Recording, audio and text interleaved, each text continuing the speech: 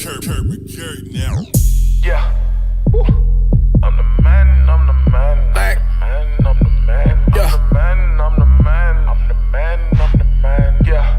Hey, I'm the man. Yeah, I got rubies round my neck, finesse the connect, die for my respect. Yeah, hey, mama always told me, nigga, you a blockhead. Man, I always got in trouble, cause I would never skate with other girl. Every year, bitch, look at me, I can whip the cookie, but cookie like to cook for me. Ain't no roach and rats accompanying me. Got gangsters in my section, boy, he seen you on TMZ.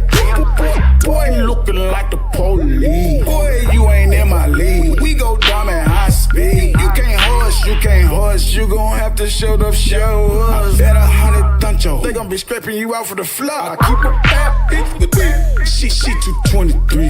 She can swallow 50. Oh man, she ain't it. Oh yeah, she be ready to go tell him how. She gon' let him howl in that stripper pole. Ain't no snitching, bitch. We be lit. You get hit with that shit. I'm the man. Ain't no playing, bitch. You get hit with that shit. Victor, I'm the man. Ain't no snitching, bitch. We gon' pull up, handle business. I'm the man. Ain't no playing, bitch. You get hit with that shit. Bitch, cause I'm the man. We gon' pull up, handle business. Yeah, hold up, show us the money, man. These niggas ain't the whole honey, man. Excuse my 3 for the soul. Better watch those chopper things. I know a lame when I see a lame. I ain't never hang with them hoes. I ain't never changed. I see all of them. All the niggas see the same thing. Yeah, I don't need no new friends. But a nigga did see a new bitch. You know the man. Gotta take a new bitch for speed. If she can sing, she can really sing. And she like my ad libs off mine. She don't like what niggas say my name. And say some motherfucker gon' bang. Move the chop out to see that bitch, hey. Oh boy, got that yakky out here acting baby. Hey, on guard. Turn your body go, we go retarded with the talk. My pull up gang strong, bitch. I poke in your yard. We pull up and pullin' in, no. About to ski out, yeah, you know we workin' clean. We tryna get rich, then a big. Ain't no snitching, bitch. We be lit, you get hit with that shit. I'm the man. Ain't no playing, bitch. You get hit with that shit. Nigga, I'm the man. Ain't no snitching, bitch. We gon' pull up, handle business. I'm the man. Ain't no playing, bitch. You get hit with that shit. Bitch, cause I'm the man. We gon' pull up, handle business.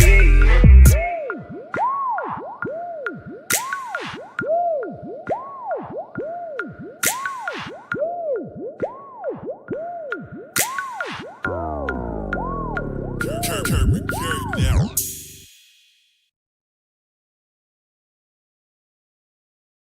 Keep my name out your fucking mouth.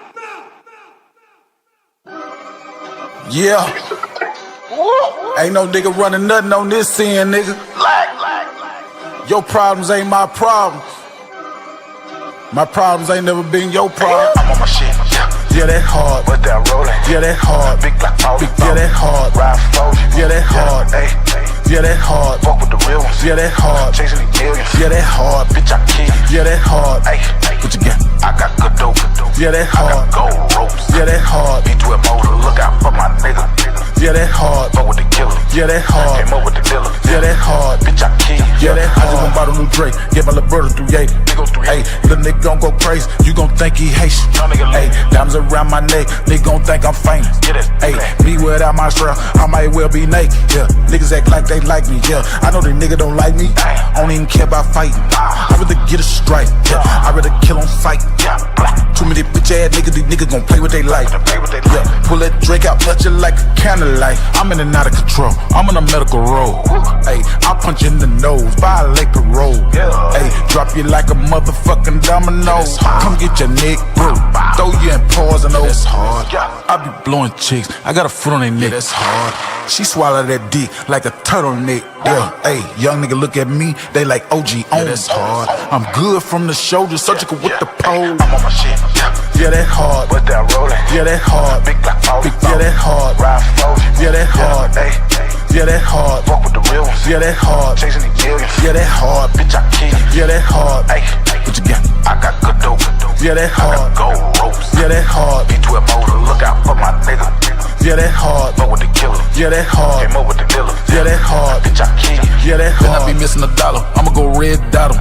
Hey, bet he won't get to play possum. I'm on headshot him. Yeah. Hey, spin around in the rig with the busted collar. Yeah, black out the window like that whole blocker. Yeah, started with a quarter of re-rock. Got me a quarter straight drop. Pyrex hot like a teapot. Mama ain't like my behavior. We come from nothing, I came in from nothing. I remember them nights, no lights or nothing. How you gon' be hustling hard for nothing? See the nigga lose they life for nothing. We was outside, we was fighting for nothing. Standing on team, bitch, I'm trouble. I'm a fighter, I'm a lover. I just gave my bitch a Honda. Got a number on them P's, guaranteed to bless your hustle. Yeah, that's hard. We don't know for nothing. Yeah, that's hard. We bout the money. Yeah, that's hard. Like ain't never had shit. I got a VV fist. Yeah, that's hard. Your facial expression, yeah, say you jealous. Damn. 20 on your head just to send a mess. Hard. That broke shit, that pathetic. Yeah, but dollar better. I'm on my shit. Yeah, that hard. But that rolling. Yeah, that hard. Big black phone. Yeah, that hard. Ride for Yeah, that hard. Hey, Yeah, that hard. fuck with the real ones. Yeah, that hard. Chasing these millions. Yeah, that hard. Bitch, I kill you. Yeah, that hard. Hey,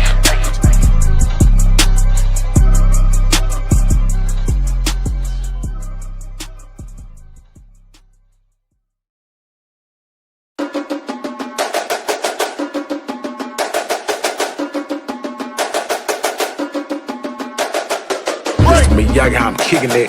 Won't babysit you, I ain't in there. Go get some haters, they feeling that. Shit gone when the blitz, gone when the blitz. run get that money like you want a race. You want some money, go get you some haters. Go get you some haters. Break. Run get that money like you want a race.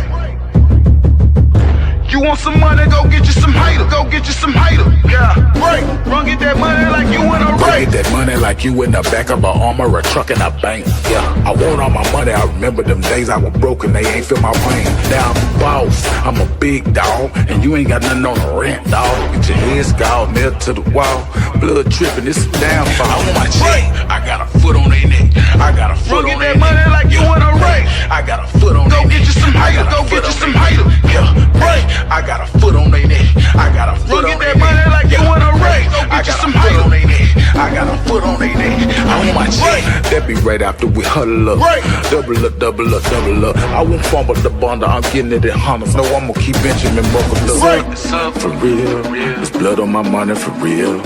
I'm on the back of their heels. Right. I'm MVP of the year. It's up. For real. There's blood on my money for real. I'm on the back of their heels. Right. I'm MVP of the year. Break. Run get that money like you want a race. You want some money, go get you some haters. Go get you some haters.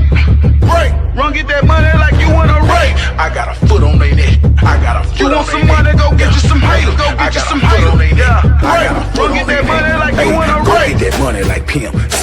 Go get that money like Nips. Yeah, make sure you take you some pictures. Yeah, stun on these little bitties, stun on that little bit and see how many haters it gets you. Yeah, they sick, they gon' need a prescription. Go strike them out like a picture. I'm sticking in a scripture, throw back in the mix, just bend it. Don't give them no Break. Run get that money like you want a race. You want some money, go get you some haters. Go get you some haters.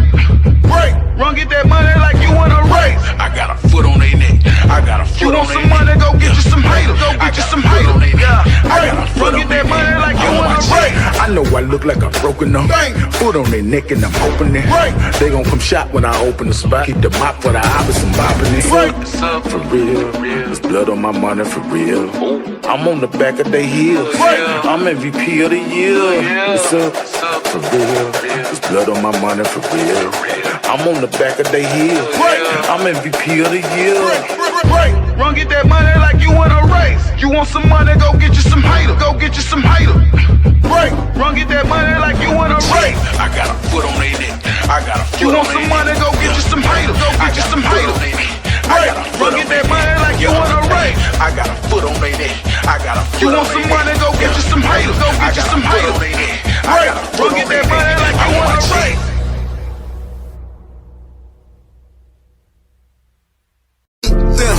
a blemish on my image. I'm eternal, I'm eternal, I'm eternal, I'm eternal, I'm eternal.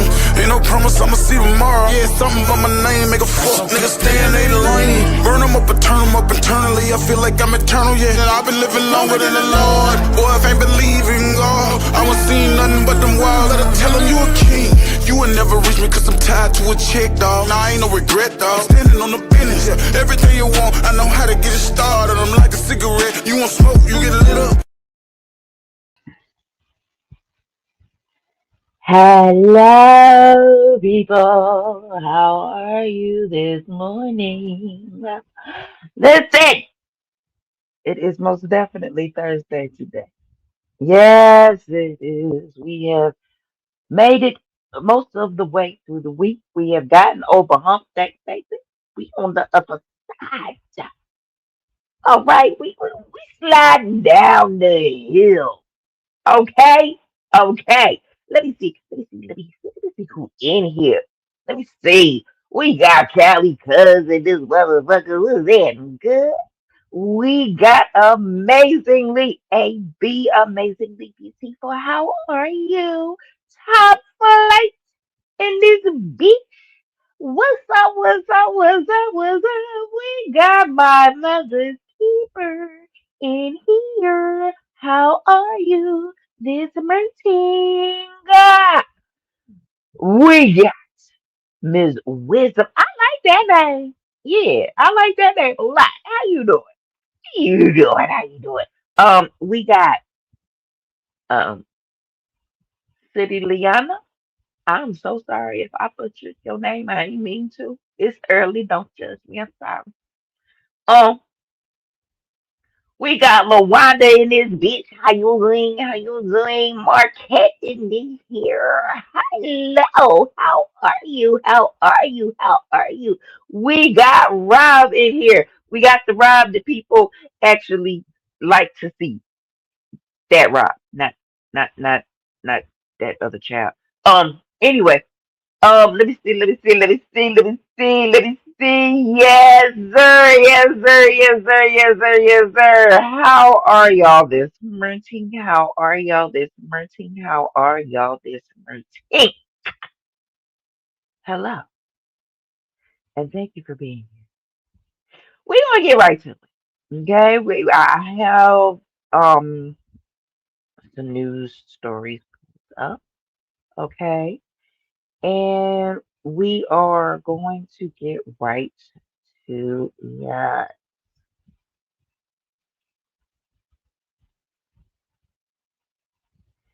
All right. Hmm. It seems like this one does not want to. Oh, it's my computer. I probably should have restarted this bitch before I came on live, huh? Yeah, I probably should have restarted this bitch before I came on live. But that's okay. Why you was calling early this morning? Listen. Anyway, we're going to go to another story, okay? Because that one just, baby, that one is just not acting right at all, okay? Um, so let's go over here and we're going to go over here to these one, and here we go. All right. So let me make this bigger so y'all can see it.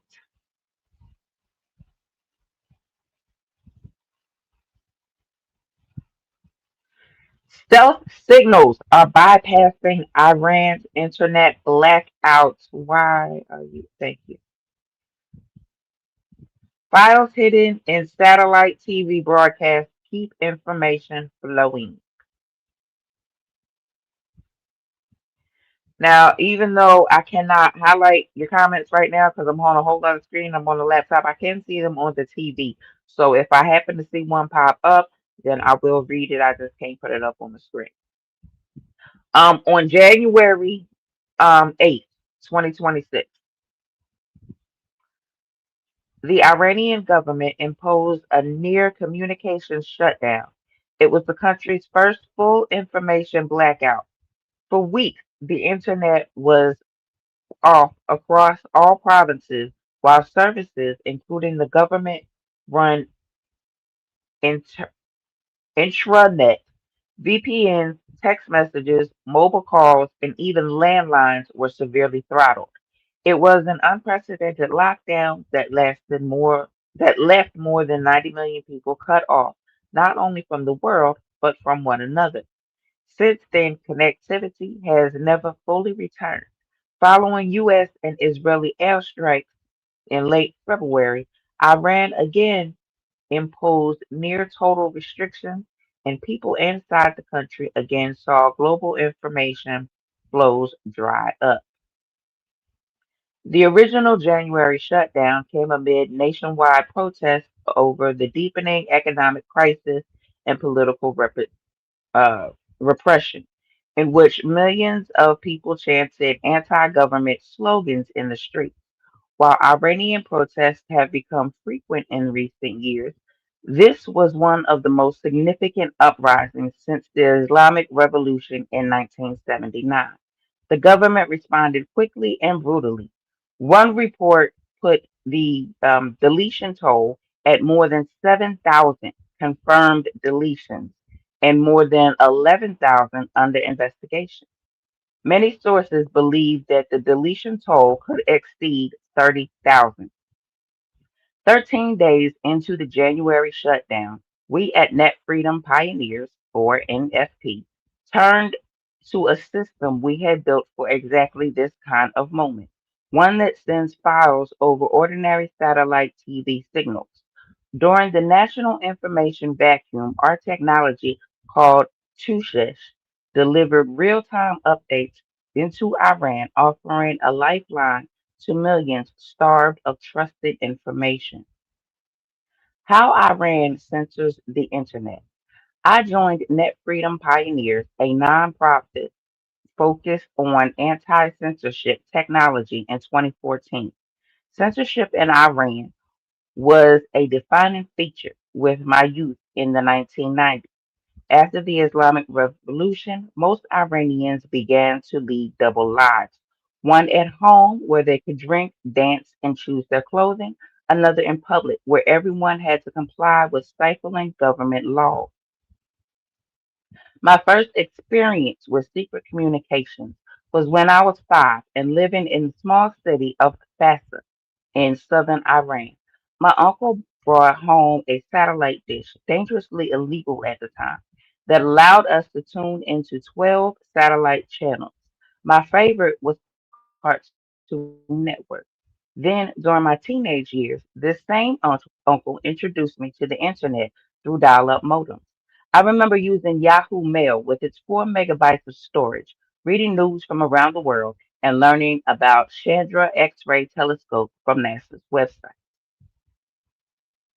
That openness didn't last. As internet use spread in the early 2000s, Iranian government began reshaping the network itself.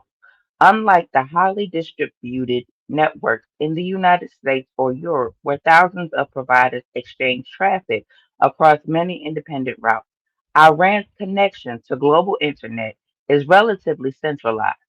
Most international traffic passes through a small number of gateways controlled by state-linked telecom operators. That architecture that architecture gives authorities unusual leverage by restricting or withdrawing those connections. They can shape, reduce, they can sharply reduce the country's access to the outside world. Over the past decade, Iran has expanded this control through what it calls the National Information Network, a domestically routed system designed to keep data inside the country whenever possible. Many government services, banking systems, and local platforms are hosted on this internet network. During periods of unrest, access to the global internet can be throttled or cut off, while portions of this domestic network continue to function. The government began its censorship campaign by redirecting or blocking websites. As internet use grew, it adopted more sophisticated approaches. For example, the telecommunication company of Iran uses a technique called deep packet inspection to analyze the content of data packets in real life. This method enables it to identify and block specific types of traffic, such as VPN connections, messaging apps, social media platforms, and banned websites. The stealth of satellite transmission. Tuash's communication workaround builds on a history of satellite TV adoption in the Middle Eastern and Northern African countries. By the early 2000s, satellite dishes were common in Iran. Today, the majority of households in Iran have access to satellite TV despite its official prohibition. Unlike subscription services such as DirecTV and Dish Network, free to air satellite TV broadcasts are unencrypted and can be received by anyone with a dish receiver. No subscription required because the signals are open. Users can also capture and store the data they carry rather than simply watching it live. Tech savvy people learned that they could use a digital broadcasting DVB card, a piece of hardware that connects to a computer and tunes into satellite frequencies to transform a personal computer into a satellite receiver. This way, they could watch and store media locally as well as download data from dedicated channels. And here is a picture of those satellites hanging outside people's windows. Tuesh, a Parisian word that translates to knapsack, is the brainchild of Medici, or Medha, Mehdi, Mehdiyahyanejad, however the hell you said it, an Iranian American technologist and entrepreneur.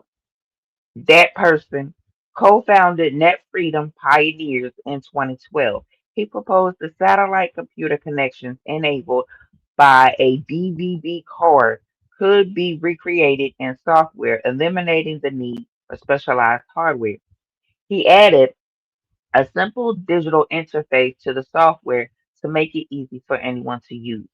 The next breakthrough came when the NFP team developed a new transfer protocol that tricked ordinary satellite receivers into downloading data alongside audio and video content. Thus, thus Tushish was born. Satellite TV uses a file system called M- MPEG transport system that allows multiple audio, video, or data layers to be packed into a single stream file. When you tune into a satellite channel and select an audio option or closed captions, you're accessing data stored in different parts of the stream. The NFP team's insight was that by piggybacking on one of these layers, Tushesh could send a MPEG stream that included documents, videos, and more.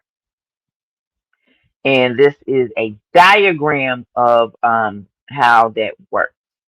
Okay.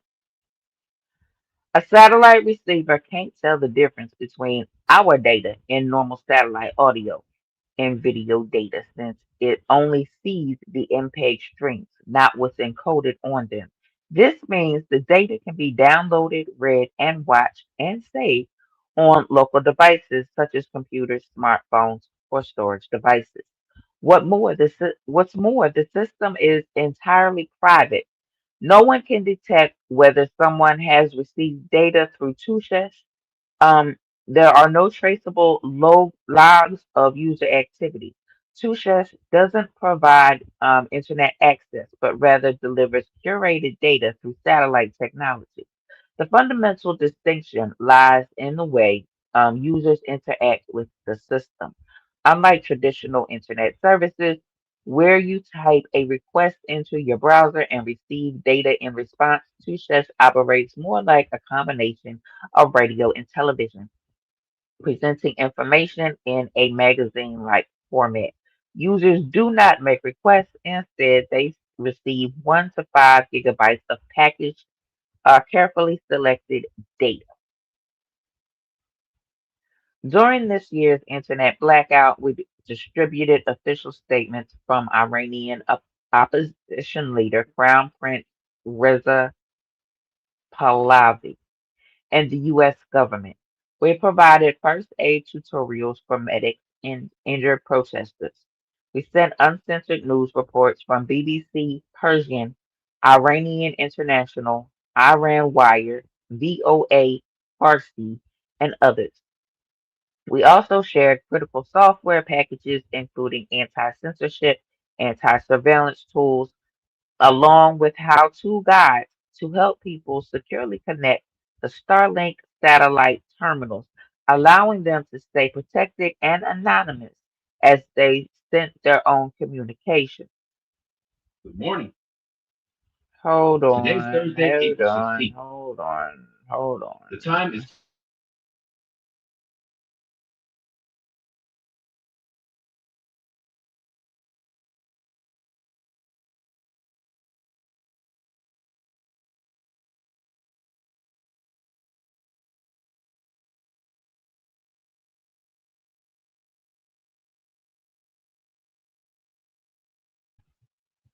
Okay, I have my own morning announcements. Okay, don't judge me. Anyway, during this year's internet blackout, we distributed official statements from Iranian opposition leader Crown Prince Reza Pahlavi and U.S. government. We provided first aid tutorials for medics and injured protesters. We sent uncensored news reports from BBC, Parisian, Iran International, Iran Wire, VOA Farsi, and others. We also shared critical software packages, including anti-censorship and anti-surveillance tools, along with how-to guides to help people securely connect to Starlink satellite terminals, allowing them to stay protected and anonymous as they send their own communication. How to combat signal interference. Because Tushish relies on one-way satellite broadcast, it evades the usual tactics governments use to block internet access. However, it remains vulnerable to satellite signal jamming. The Iranian government is notorious for deploying signal jamming, especially in larger cities. In 2009, the government used uplink interference with attacks the satellite in orbit by beaming strong noise in the frequency of the satellite's receiver. This makes it impossible for the satellite to distinguish the information it's supposed to receive. However, because this type of attack temporarily disables the entire satellite, Iran was threatened with international sanctions and in 2012 stopped using the method. The current method, called terrestrial jamming, uses antennas installed at higher elevations than surrounding buildings to beam strong noise over a specific area in a frequency range of household receivers. This attack is effective on keeping some of the packets from arriving and damaging others, effectively jamming the transmission. But it's short range and requires significant power, so it's impossible to implement nationwide. There are always people somewhere who can still watch TV, download from Tushish, or tune into a satellite radio despite the jamming. Even so, we wanted a workaround that would keep our transmissions broadly accessible. NFP's solution was added to redundancy, similar to principle to data storage technique called RAID, redundant array of independent disks. Instead of sending each piece of data once, we send extra information that allows missing or corrupted packets to be reconstructed under normal circumstances. We often use 5% of our bandwidth for its redundancy during periods of active jamming. We increase that to as much as 25 to 30%, improving the chances that users can recover complete files despite interface. From crisis response to public access. Tushish finally came online in 2015 in Iran and Afghanistan. Its full potential, however, was realized during 2019 protests in Iran, which saw the most widespread internet shutdown prior to the blackout this year. Wired called the 2019 shutdown the most severe disconnection tracked by NetBlocks in any country in terms of its technical complexity and breadth. Our technology helped thousands of people stay informed. We sent crucial local updates, legal aid guides, digital security tools, and independent news to satellite receivers all over the country, seeking a six-fold increase in our user base. When that wave of protests subsided, the government allowed some communication services to return. People were again able to access a free internet using VPNs and other anti filter software that allowed them to bypass restrictions. Tushesh then became a public access point for news, educational material, and entertainment beyond government filtering. Tushesh's impact is often personal. A traveling teacher in Western Iran told NFP that he regularly distributed Tushesh files to re- students in remote villages. One package included footage of female athletes competing in the Olympic Games, something never broadcast in Iran. For one girl, it was the first time she realized women could compete professionally in sports. That moment underscores a broader truth. Access to information is not only about news or politics, but about exposure to possibilities. The cost of Tusha. Unlike uh, internet-based systems, Tusha's operational cost remains consistent regardless of the number of users. A single satellite TV in geostationary Earth orbit deployed and maintained by international companies such as U- Utelesat, EUTELSAT, can broadcast an entire continent with to an entire continent with no increase in cost to audiences.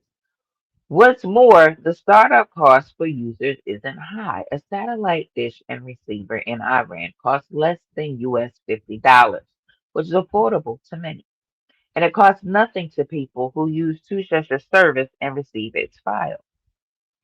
However, operating the service is costly. Net Freedom Pioneer pay tens of thousands of dollars a month for satellite bandwidth.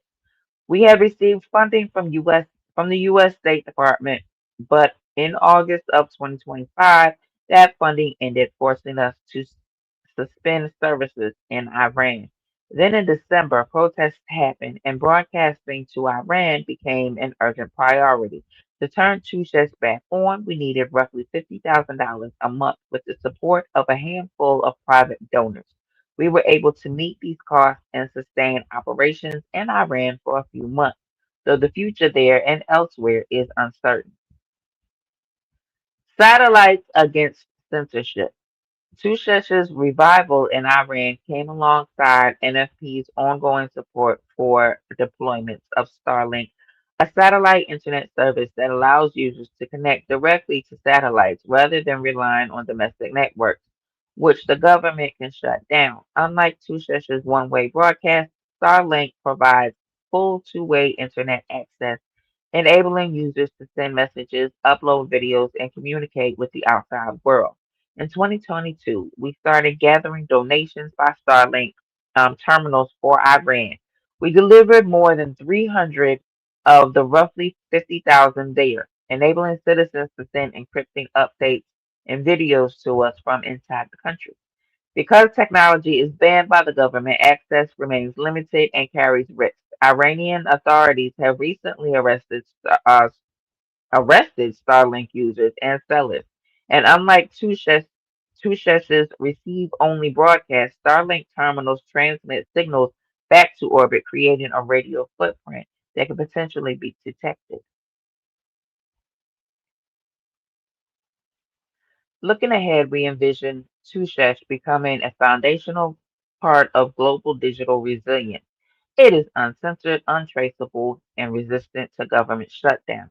Because Tushesh is downlink only, it can sometimes feels hard to explain the value of its technology to those living in the free world. those accustomed to open internet access. Yet people living under censorship have few other choices when there's a digital blackout.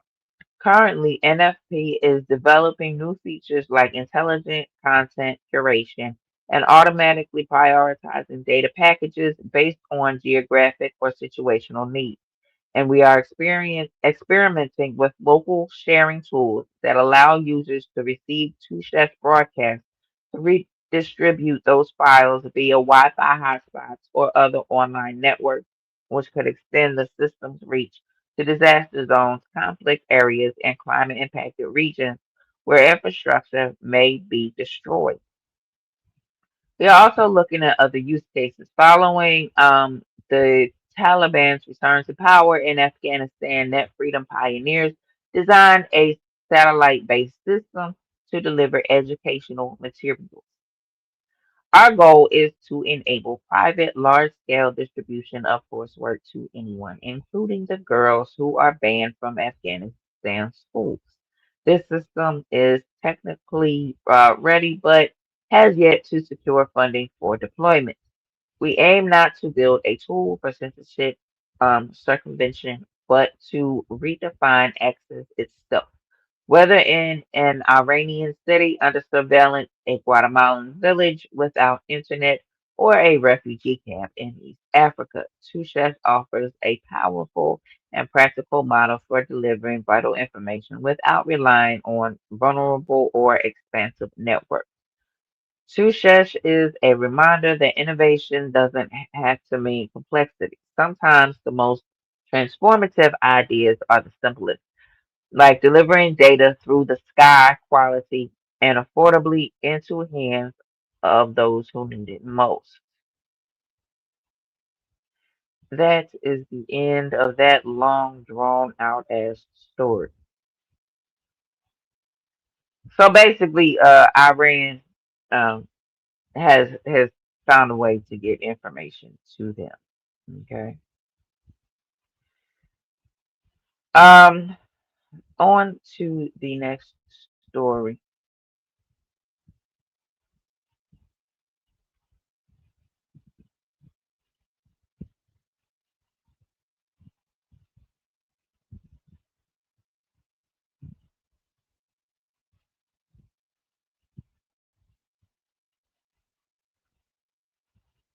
So according to Reader, they're saying that we're standing in the middle of something that should have always existed.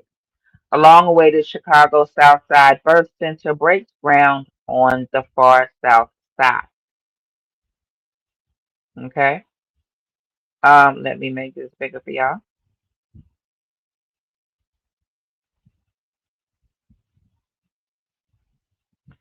Here is a picture of the happy people. After 15 years of planning, fundraising, lobbying, and other preparations, leaders at a Chicago Southside Birth Center are closer than ever to establishing the first independent Black midwife-led maternity care facility in the city's majority Black Southside neighborhood. In early April, the nonprofit leaders were joined by political representatives, community partners, neighbors, birth workers, funders, and other local lenders for a groundbreaking ceremony at 8301 South Shore in the city's Chicago neighborhood on the far south side.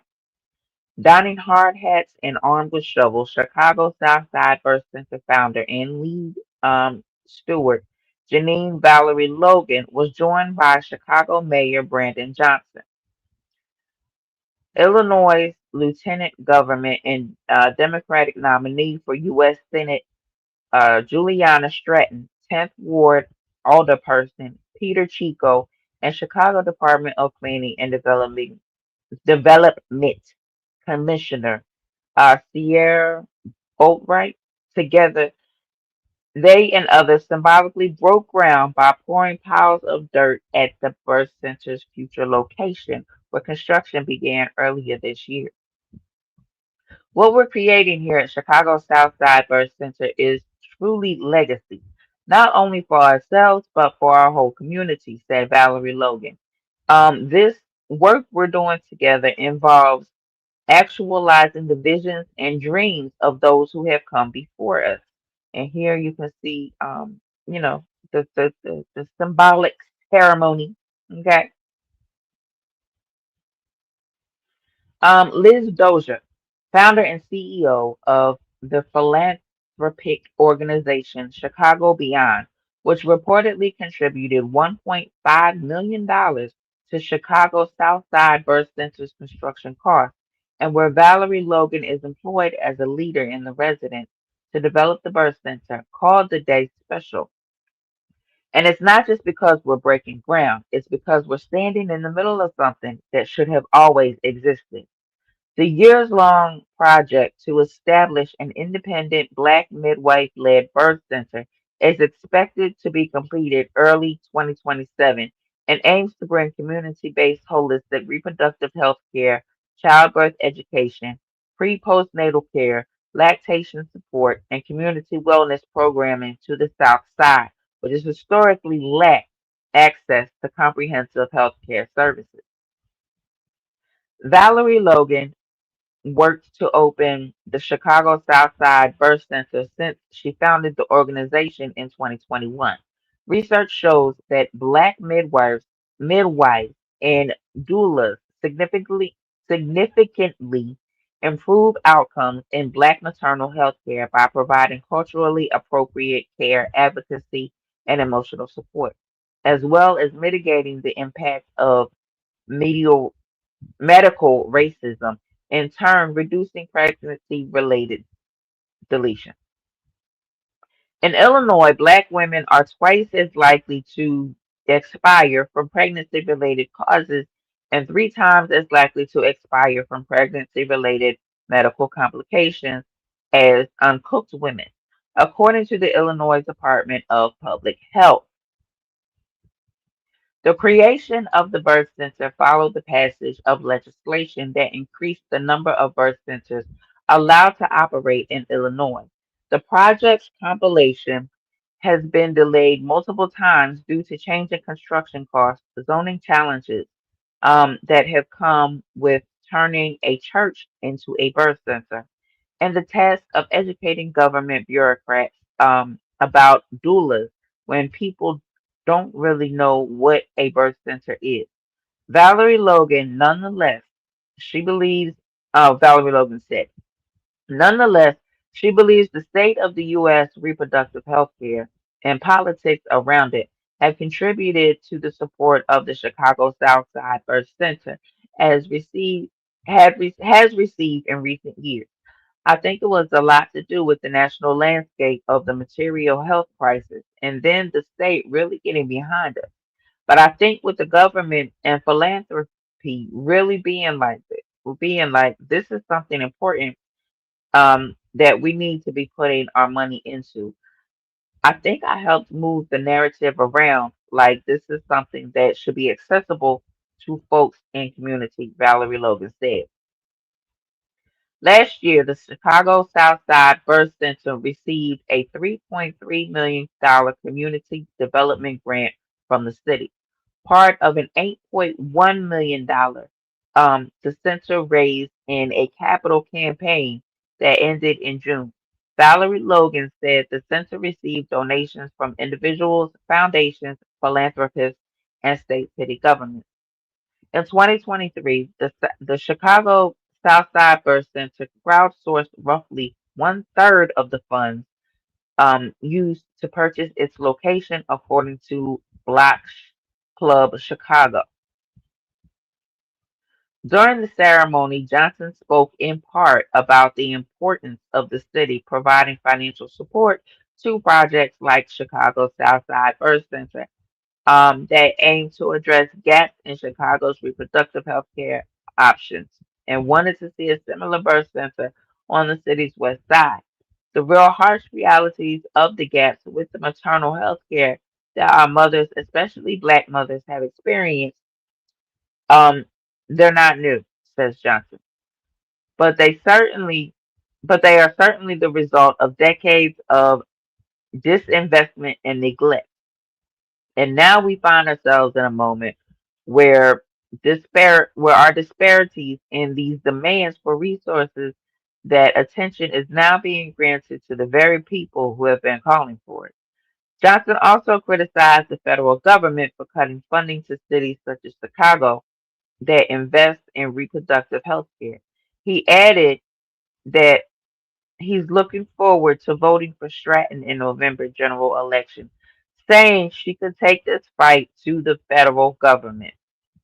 During her remarks, Stratton called attention to her efforts to ch- champion our state's birth equality initiative to expand access to the full spectrum of reproductive care in light of the very real Black maternal mortality crisis in this state and in this nation, as well as her own experience as a mother to four daughters, including one whose birthday was that same day.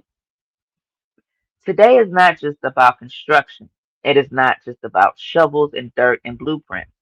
Today is about rewriting the narrative about what is possible in the material wellness when we center community and follow the lead of Black midwives, Stratton said. Just as I tell my daughters the stories of the day they were born, I can only imagine the stories that will emerge out of this building. Stories of no longer having to get on 2 to 3 buses to access reproductive care that you need and deserve because now it is available right here on the South Side. Several local representatives and community leaders offered remarks, including Chico, who discussed the importance of expanding reproductive health care options on the South Side. Said Valerie Logan was a doula for her cousin's pregnancy, for his cousin during her pregnancy. The Chicago Southside Birth Center groundbreaking also included a ceremonial land blessing for members of the Chicago American Indian Community Collaborative. Family and friends of Valerie Logan were also in attendance at the ceremony, including Efernu, Efernu Mama Africa, and listen, IFARINU, Mama Africa, EGUNRINDE. It's too goddamn early. Listen, artist and owner of Mama Africa's Marketplace, who met Valerie Logan after surviving a difficult birth experience and developing a fear of hospitals. Valerie Logan later acted as the doula and midwife um, for EGUNRINDE second and third pregnancy. As the Chicago South Side Birth Center enters its next phase, whoever that E person said she feels grateful that Black and Brown Southsiders will have a space to receive safe, holistic reproductive care, health care. Pregnancy and birth is already kind of scary, she said. Bringing in life, knowing that the smallest thing could end both lives. It's kind of that precious balance of joy and fear and happiness and excitement.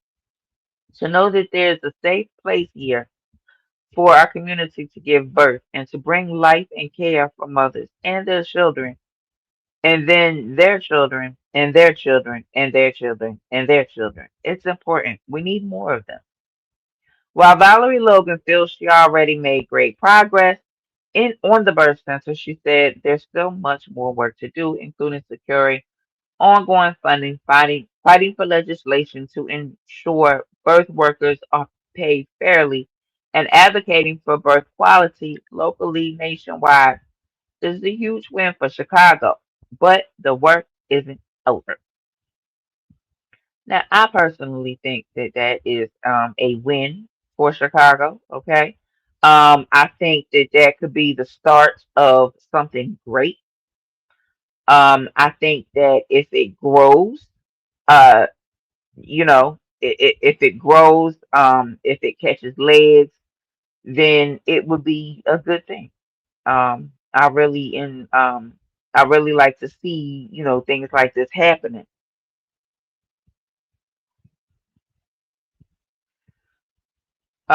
So now we're on to the orange hoe.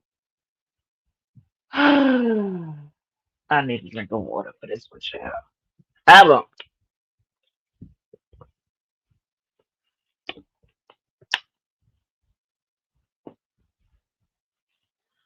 So according to antiwar.com, Orange Jesus, the dual SOH blockade, and stagflation ahead. Lord Jesus.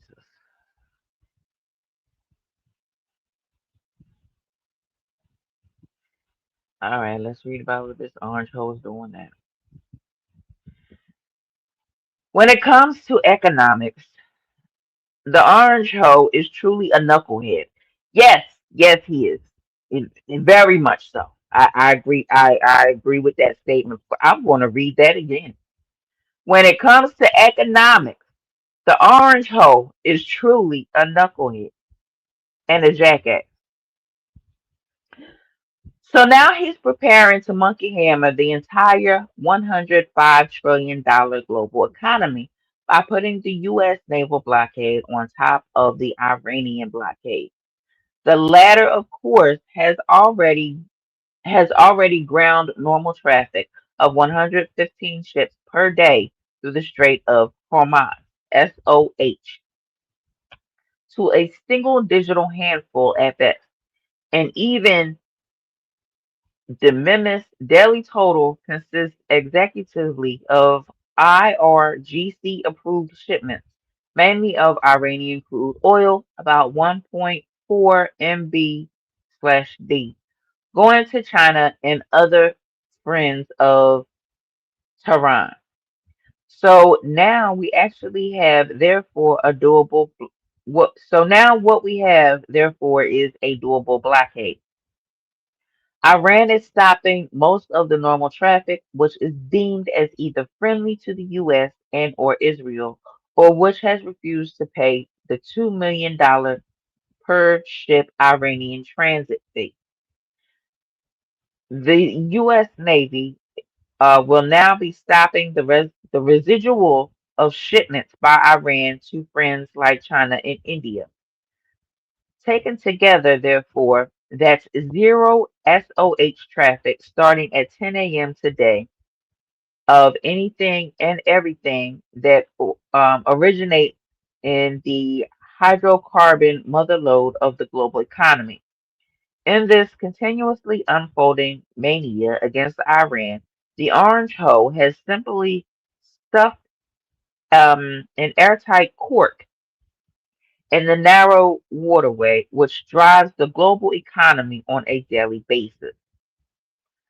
Strait of Hormuz traffic down by 95%. And here you can see a chart.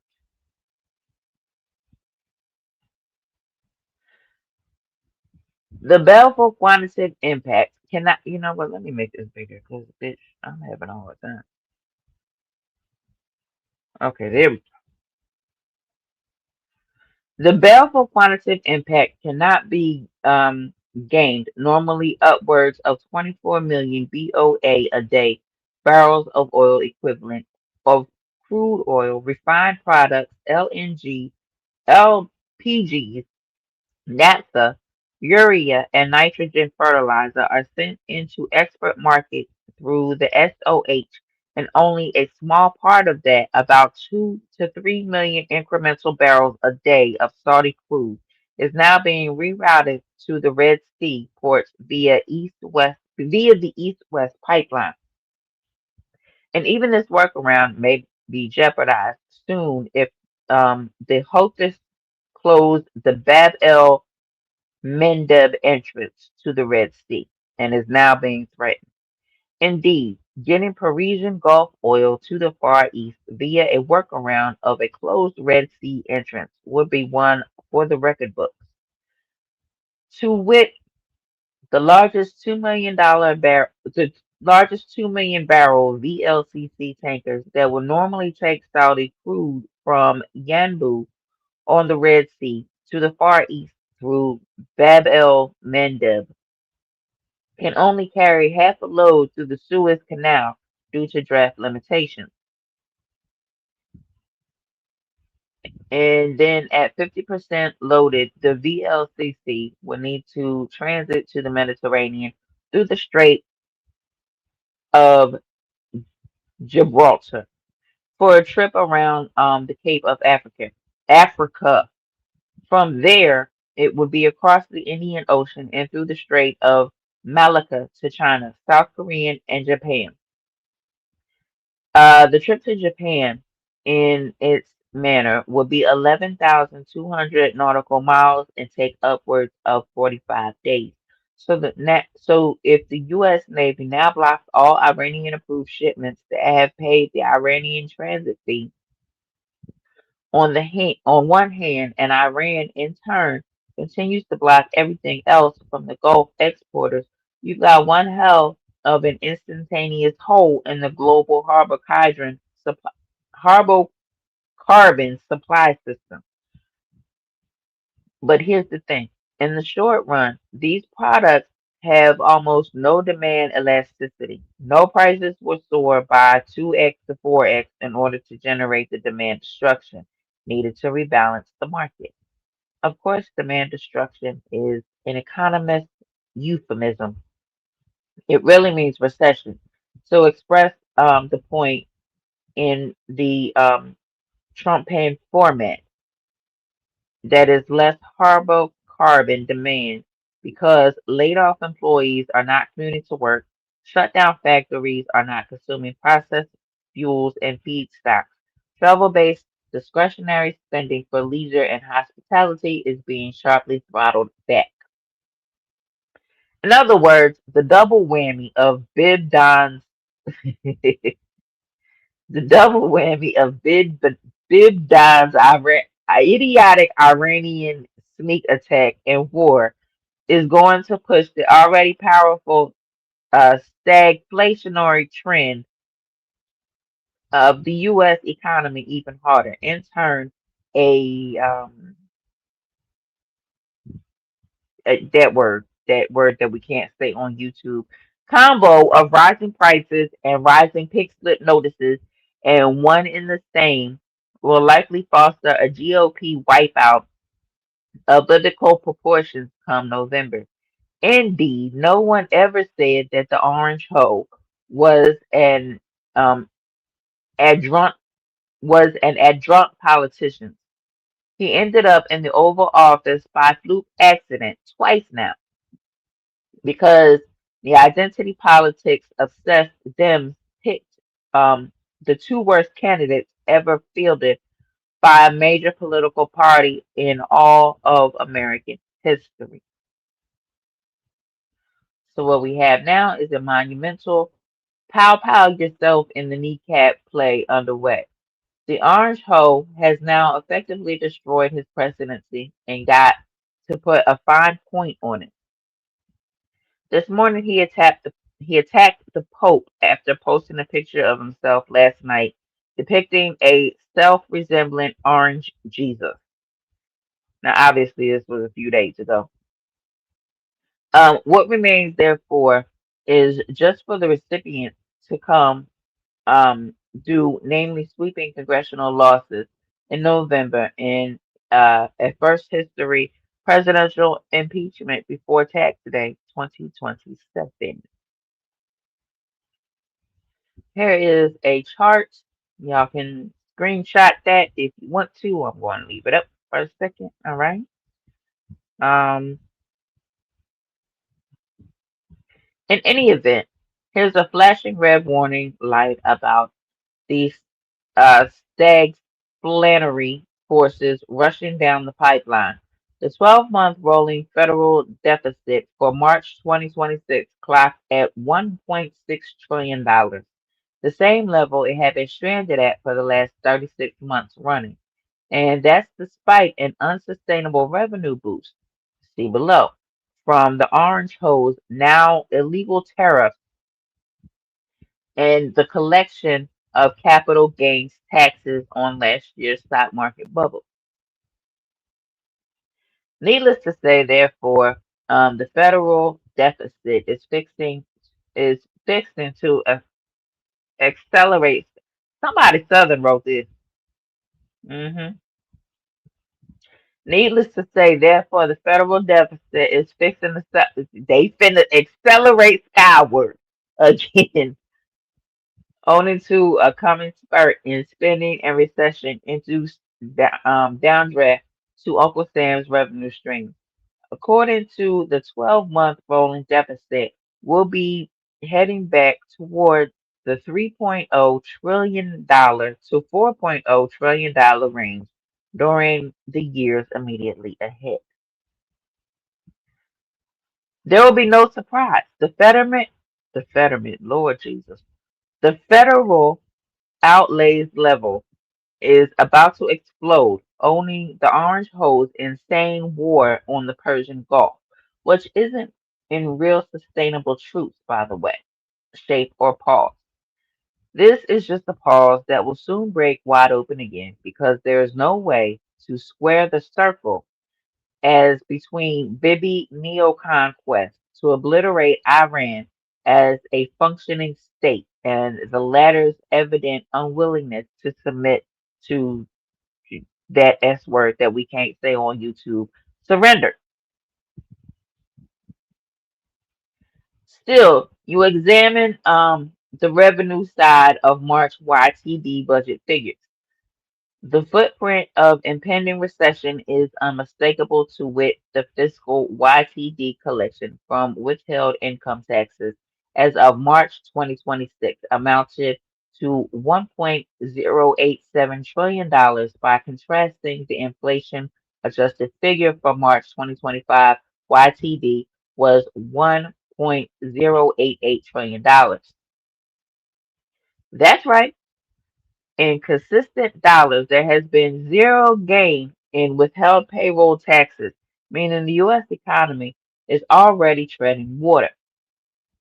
And even when you look at withheld Social Security and related payroll taxes, the story is essentially the same. The constant dollar revenue collection up at just 1.7 on a Y/Y basis for March YTD. As we have frequently noted, the Green Eye Shades and the BLS have a seemingly inexhaustible toolkit of methods to fiddle with the reported jobs numbers.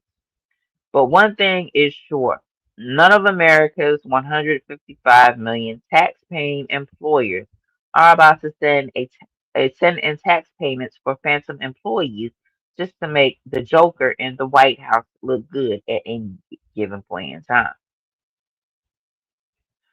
So here in inflation adjusted dollars, what employers have done during the first 6 months of the fiscal year on a YY basis, a gain of total payroll tax and collections of just 0.7%, therefore does indeed depict an economy on a slippery slope toward recession. March YTD withheld income and Social Security taxes. March YTD 2025, $1.931 trillion. March YTD 2026, $1.944 trillion. YY increase is plus 0.07%. In this case, the honest numbers from the IRS tax collectors actually pretty much track what the BLS has been reporting in its monthly jobs reports. For instance, between December 2024 and March 2025, the total count of non-farm jobs rose from 158.316 million to 158.637 million. That's a gain of just 21,000 jobs per month, when the working age population grew by roughly 255,000 per month during the same period. Of course, we do not. Of course, we don't think the arbitrary dates of a presidential term have much to do with the cycles of economic rise and fall or the trend of rate of job growth. But still, the anemic gains during the Orange Host 15 month to date stand in sharp contrast with the alleged disaster of Sleepy Joe's term, where monthly non-farm job growth averaged 329,000 jobs gains per month. That's right.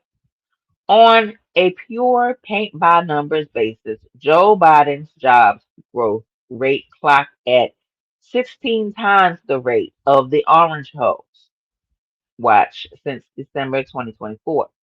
So the Orange Hoe has not delivered the golden age prosperity to be sure. But there is something even more crucial in the numbers, namely that non-farm jobs gains of 21,000 per month and macroeconomic setting where working age population 18 to 70 years is growing by 225,000 per month is indicative of an economy lapsing into recessionary contradiction. And yet, that's actually not the half of it. Since December 2024, total non-farm employment has grown by just 321,000 jobs. During the same 15-month period, employment in the government, finance, private education, health, and social services sector has risen by 856,000.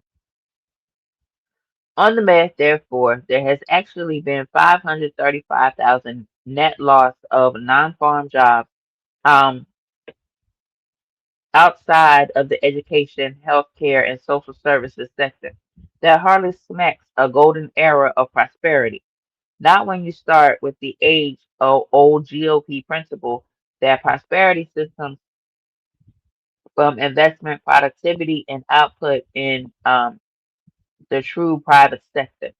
To that end, the graph below strips out both government sector, local, state, and federal post office, and primarily government finance, education, care, and social services sector from the non-farm payroll total.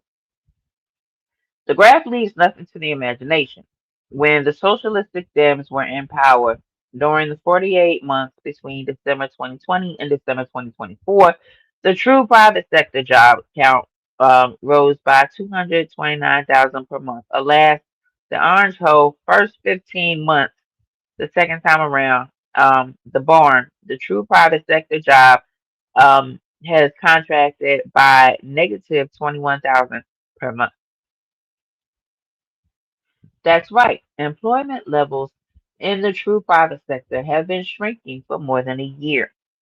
And all of the maggot chest beating to contrary notwithstanding, yet the real shellacking from economic whirlwind spreading outward to the Persian Gulf, now infested by the blockade of the blockade, is still months from making landfall in the government's inherently lagging monthly economic numbers. Moreover, the graph below is a reminder of an even broader point, namely the whole MAGA maggot spiel about a fulsome virtues of orange hoe onomics is just groundless bullshit. Under the king of debt, fiscal spending, and borrowing, we're already out of control as of February 27th, and now with a full-on war in the Persian Gulf that the Orange Hole has no clue about how to end. The budget will soon be exploding in red at a $3 to $4 trillion or higher annual rate. Obviously, this was written before. This was written sometime in February. So with that, let's continue.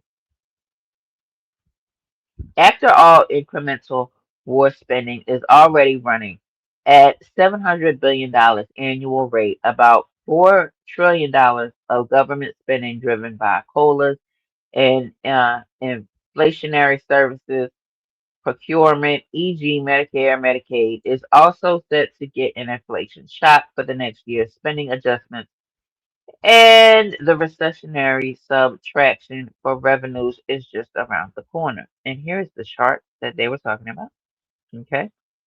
Um, January from January 2021 to January 2026. Okay. Um, Private employer healthcare. Listen, read the check. Read the check. Listen. Recent reports have given the same stagflatory signal as well.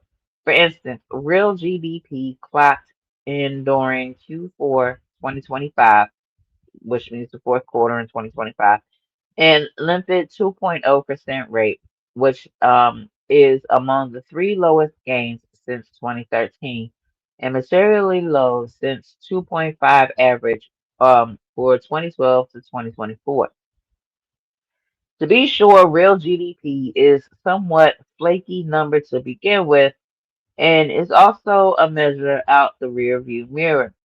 But the point is, the U.S. economy was already struggling under the weight of a $105 trillion of public and private debt, and a financial system that is rampant with reckless speculation, um, malinvestment, and unproductive waste of economic resources.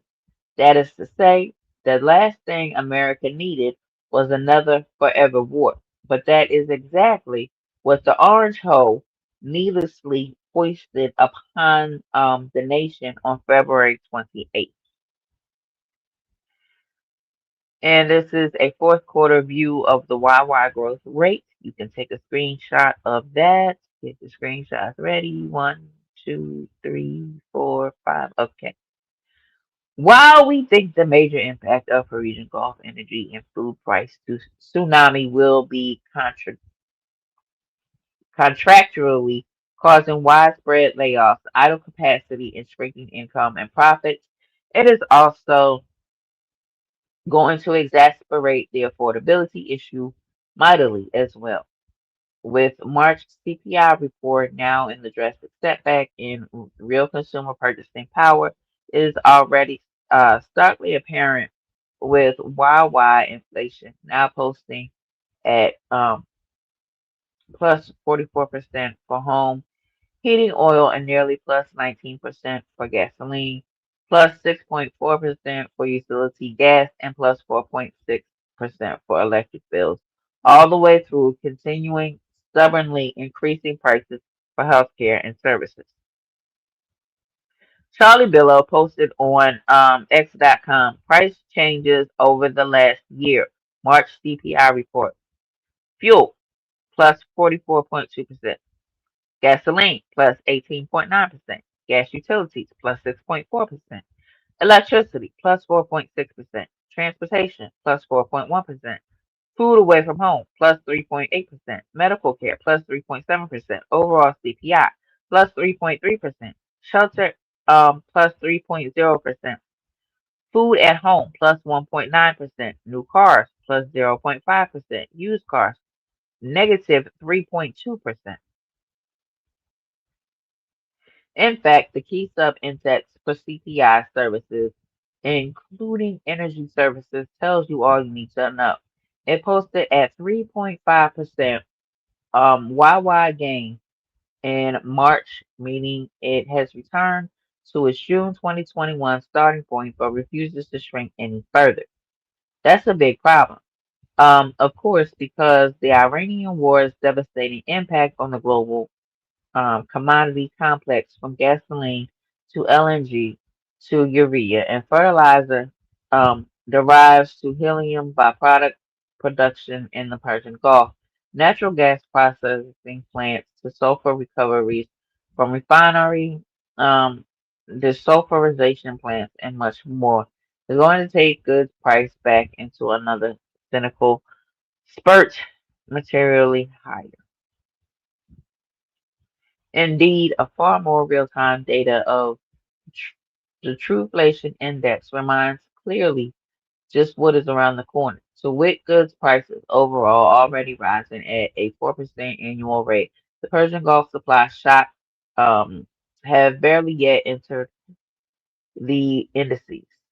The surging gains in array of goods prices reflected the graph below will soon be posting at double-digit YY rates, coming on top of core services inflation that remains at 3% or higher. Of course, the orange hole is clueless about the booby trap that has foisted upon American economy and will likely be making social media posts for some months that deny the reality coming down to track. to wit, to a Valerian uh, Trump site, Stagflagon, is now locked and loaded. Alas, the American public may not be so dense. Already, consumer expectations of worsening inflationary impacts on their own personal finances are at the highest level in at least 56 years of the University of Michigan index showing below. The only issue now is how long the orange hole will survive impending stagflationary economic storm. When the orange hole flew back into the Oval Office, I'm going to change that. When the orange hole twirled his little bitch ass back into the Oval Office in January 2025, the old underlying U.S. economy was already a customizable mess of debt, speculation, malevolent, and lagging productivity. And the orange hole has now thrown on the match. David Stockman was a two-term congressman from Michigan. He was also the director of the Office of a Management Budget under President Ronald Reagan. After leaving the White House, Stockholm had a 20-year career on Wall Street. He is the author of three books. To try, okay, that's wonderful. That is so wonderful for him. I am so sick of that orange hole. I really am. I am sick and tired of that goddamn orange hole. Okay. What's up, bro?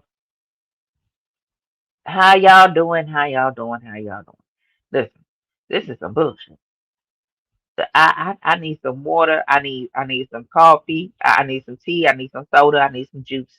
My throat hurts. Okay, my throat hurts. Hold on, let me drop the link. Let me drop the link for you lovely people, which I should have done in the first place, but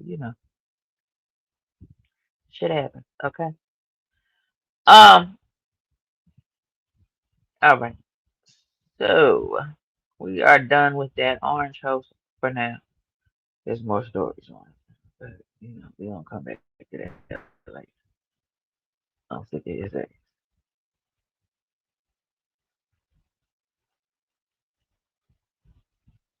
Okay. Sick of talking about the war. Okay. Let's talk about this one right here.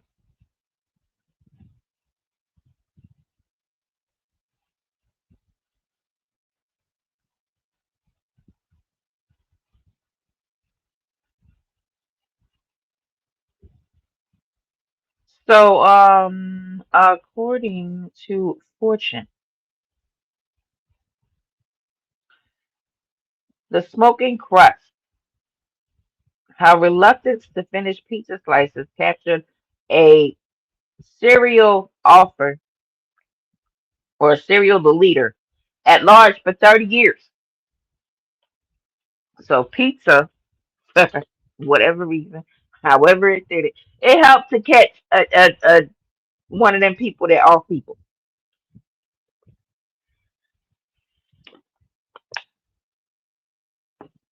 All right, let me make this bigger for y'all.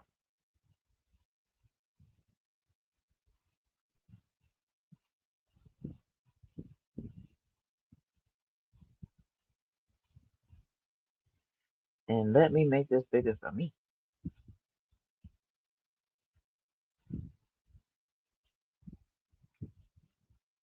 Okay. A Long Island man who carried out a series of deletions known as Gilio Beach. Gilio Beach killings pleaded, wow, what an appropriate name. Pleaded guilty to deletion charges this week, bringing bringing finality to a long unsolved case of more than 30 years after the first deletion. Rex Herman, Heuermann, Herman, an architect who led the a secret life as a serial deleter, um, Hold on, Callie Cuz said, just keep teaching till you get tired. I'm listening and learning. I'm off today, so feed me knowledge, please. Yes, yes. I will do that with a slight bit of sarcasticness. Y'all know me. Anyway, so he pleaded guilty Wednesday to 3 counts of first-degree deletion and 4 counts of intentional deletion in the offings of 7 women between 1993 and 2010. Um, Huerman, 62.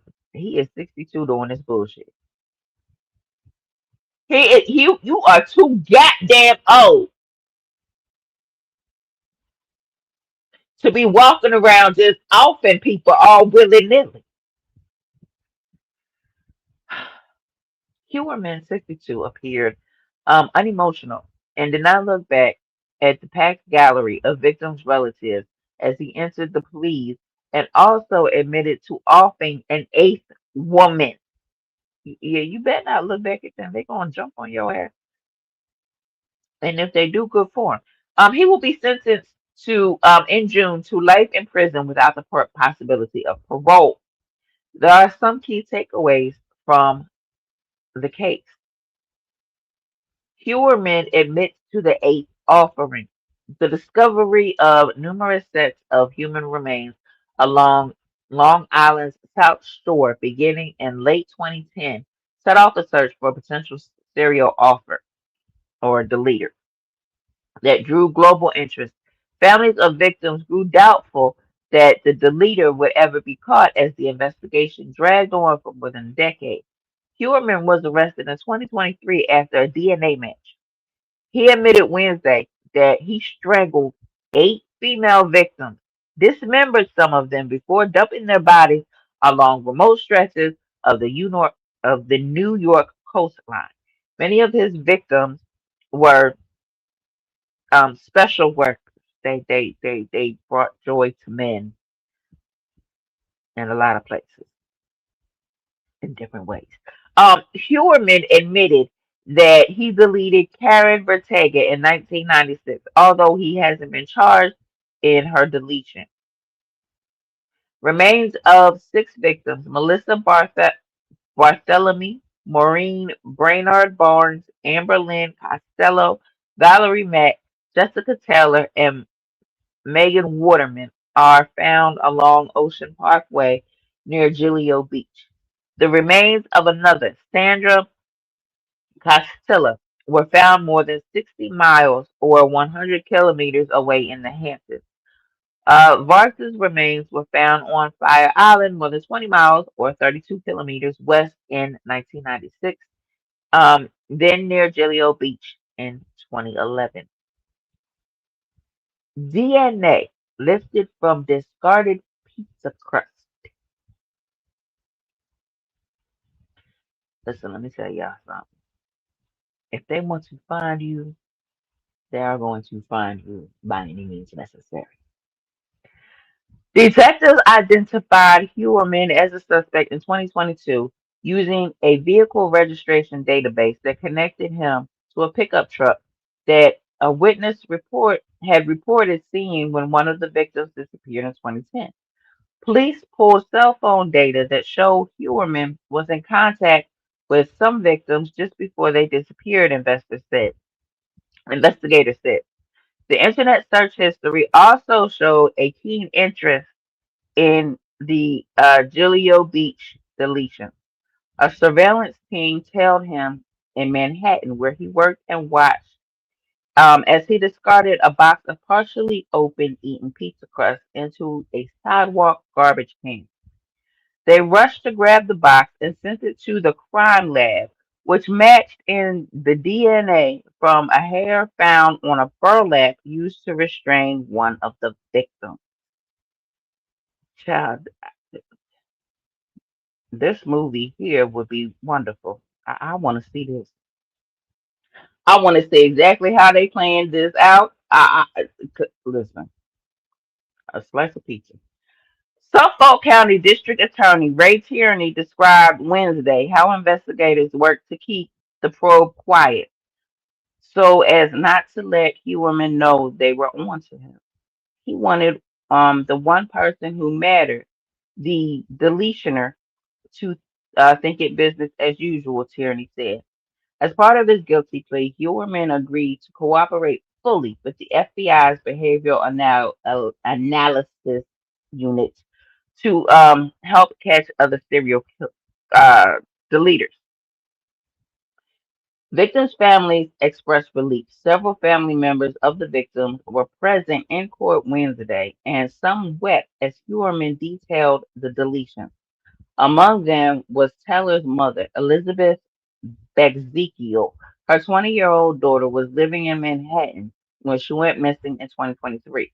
Teller's remains were discovered later that year, 45 miles or 72 kilometers east of Gilligo Beach in Manorville. I'm glad that this is over as far as him pleading guilty, Bezekiel said. It took a big chunk of stress off of me and my family. Melissa Kane, the sister of victim Brainerd Barnes, says she was grateful to finally get justice for her sister, whose body was found in 2010. This has been a long journey of hope. Hope that one day we would stand here and hear her name with justice beside it, Kane said at a news conference after the hearing. Today, that long, painful journey brings us to this moment. Humerman's ex-wife, Asia Earlup, and their daughter were also in court as he entered the guilty plea. Earlup said her thoughts were with the victims' families, and she asked for privacy for her own family. Earlup and her daughter Victoria had no knowledge or involvement of the deletions, said their lawyer, Robert McHennido.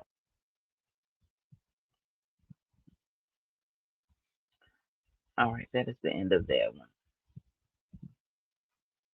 That's crazy though. A piece of goddamn pizza caught this man.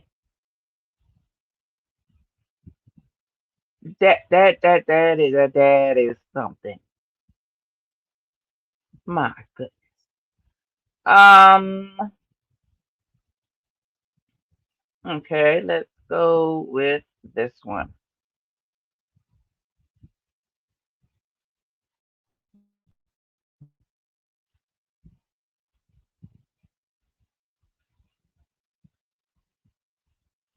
Let's go with this one. All right.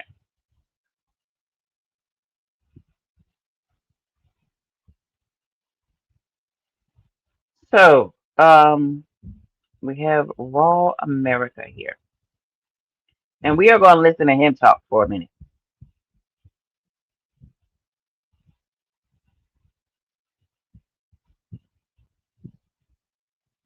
Consequential and chaotic periods in American political history. The president's, hello, I'm British Chris, and this is my childhood home. And this is Raw America. We're living through one of the most consequential and chaotic periods in American political history. The president's mental fitness is now being questioned by his former allies. Hollywood stars are trying to stop a MAGA billionaire's major acquisition. A Trump-appointed prosecutor keeps losing in court, and the ICE detention death toll keeps climbing. Let's get right into it. Before we do, please consider updating your free Raw America subscription to a paying one if you have not yet. Raw America is Raw Story and Really Americans' people-powered response to the billionaire takeover of the media. MAGA oligarchs aren't buying newspapers and TV networks just because they love journalism so much. They're doing it because they want to control what you read and what you watch. The only way to counter that is to support independent journalism that answers to readers like yourself only. Raw America is 100% reader-funded. We don't have a right-wing billionaire calling the shots. Paid subscriptions are how this work survives and how we stay accountable only to you. Please become a paying member today. It genuinely makes a difference and not regret it. The debate over Donald Trump's questionable mental state has been simmering for years, but something shifted in recent weeks. It started with Trump's post threatening to destroy Iran's civilization. Then came a Sunday night attack on Pope Leo XIV, who Trump called weak and terrible. What new this time is where the criticism is coming from. Marjorie Taylor Greene told CNN that threatening to destroy Iran's civilization was insanity. They can finally see it. Candace Owens called him a genocidal lunatic. Again, first time. Alex Jones, a conspiracy theorist who once sold Trump like a religion, said the president's brain is not doing too hot. And coming from Alex Jones, that is quite the insult. Former Trump White House counsel Ty Cobb told journalist Jim Acosta that Trump is clearly insane. Again, first time. Former press secretary Stephanie Grisham wrote online that he's clearly not well, late to the party again. Americans largely agree. A Reuters and Ipsos survey found that 61% of Americans think Trump has become more erratic with age, and just 45% say he's mentally sharp and able to deal with new challenges, such as writing down his name in crayon. That's down 54% back in 2023. Democrats have called for the 25th Amendment to be invoked. Princeton historian Julian Zelizer put it plainly: Trump feels much freer, even than Nixon, to unleash his inner rage and to act on impulse. And unlike in the first term, there's nobody around him willing to pump those brakes. More than 1,000 film and television professionals signed an open letter this week opposing the $111 billion acquisition of Warner Bros. Discovery by Paramount Skydance. The list of signatories reads like a Hollywood Awards night lineup: Joaquin Phoenix, Ben Stiller, Kristen Stewart, Bryan Cranston, Jane Fonda, Lin-Manuel Miranda, David Fincher, Denis Villeneuve, Glenn Close, and hundreds more.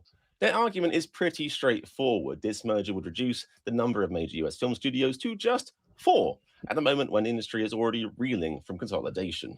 The letter warns of fewer jobs, fewer opportunities for creators, less competition, and less choice for audiences, of course.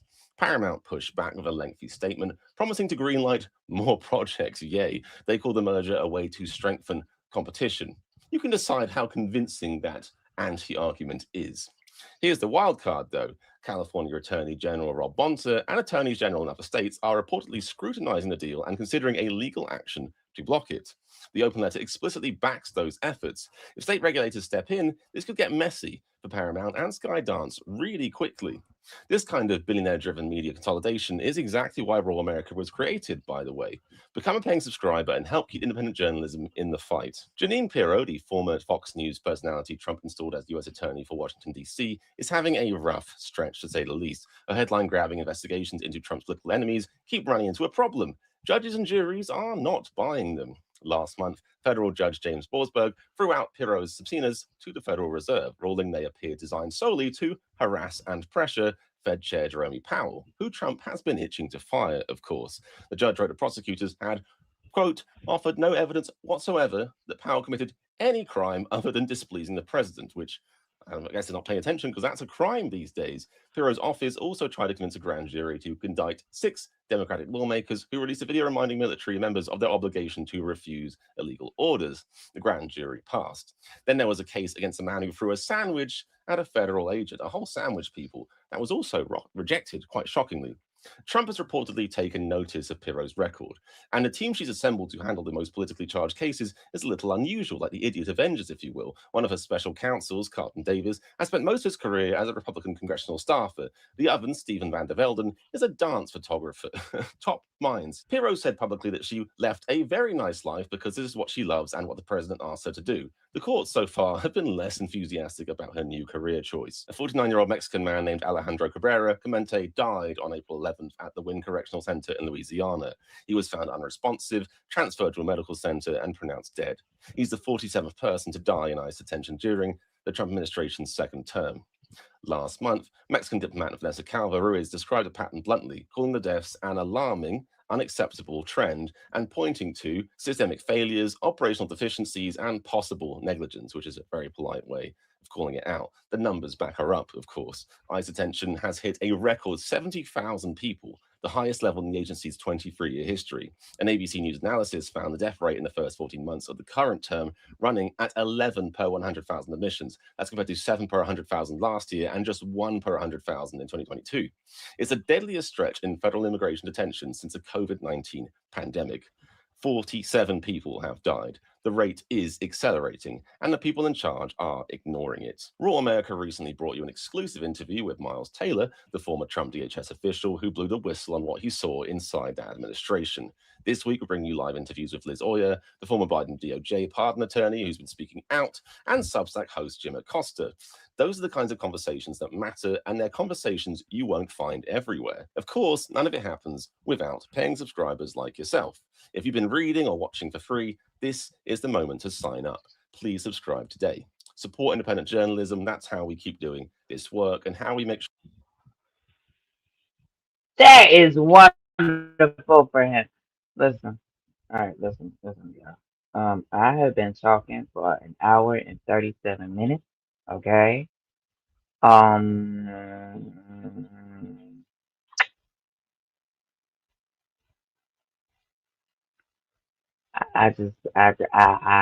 My throat hurts. I don't want to talk no more. Alright? I don't want to talk no more. I'm done talking. So what I'm going to do is send y'all over to Mama T. Okay? We're going to go and we are going to say hello and we are going to participate in the chats. All right? And I am going to type because I am tired of talking. I don't want to talk no more.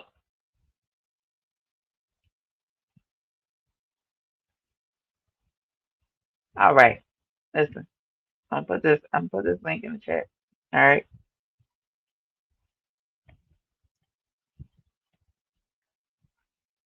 And y'all go see Mama T. Okay? Listen. Thank y'all for being here this morning. Okay. We will see y'all tomorrow. All right.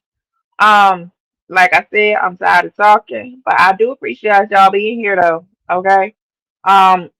Whether you're here in the live or you are watching the replay, you are here and that is what matters. Now I'm finna send y'all back out into the wild. Y'all go get your bulletproof vest. You know how these YouTube streets be. Now I'm gonna shut the entire fuck up and go type. Okay? Y'all go see Mama T. I'll see y'all later.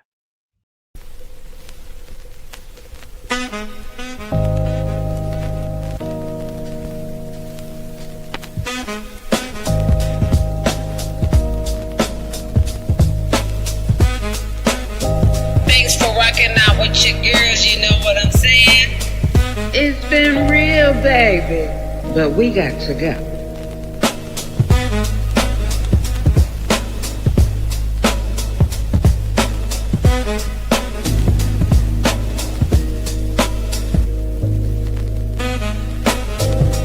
If you get blocked or timed out, it's just business, nothing personal.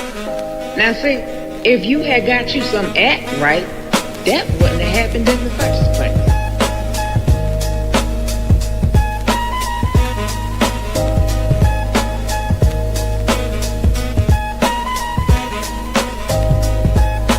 Bye, we out. Y'all come back now. You hear?